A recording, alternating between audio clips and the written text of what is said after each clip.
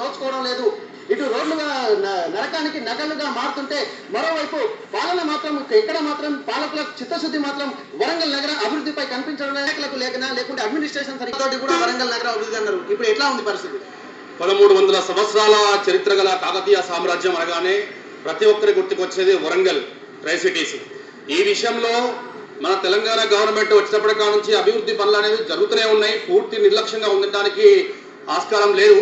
But ఈ విషయంలో మన తెలంగాణ ముఖ్యమంత్రి కేసీఆర్ గారు కూడా పూర్తి బాధ్యత వహించి కేంద్ర ప్రభుత్వం నుంచి వచ్చినటువంటి పథకాలు ఏవైతే ఉన్నాయో అమృత్ కానీ, హృదయ్ కానీ, స్మార్ట్ సిటీ కానీ ఈ విషయంలో ఆ పథకాలు పూర్తిగా అమలయ్యేంత వరకు కూడా అలసత్వం లేకుండా గవర్నమెంట్ ముందుకు పోవాలని, అదే విషయంలో ముందుకు పోతుందని దానికి బెస్ట్ ఎగ్జాంపుల్ గా ఈ మధ్య కాలంలో భద్రకాళి ఒక టెంపుల్ పథకం కింద అమలైన నిధులతోటే డెవలప్మెంట్ అనేది కొనసాగుతుంది. కాబట్టి ఈ విషయంలో 100% ప్రపంచ స్థాయి గుర్తింపు ఉన్నటువంటి వరంగల్ ని మన తెలంగాణ ముఖ్యమంత్రి కేసీఆర్ గారు ఆ పథకాన్ని కంటిన్యూ చేస్తారు. ఆ విషయంలో ఎలాంటి సందేహం లేదు.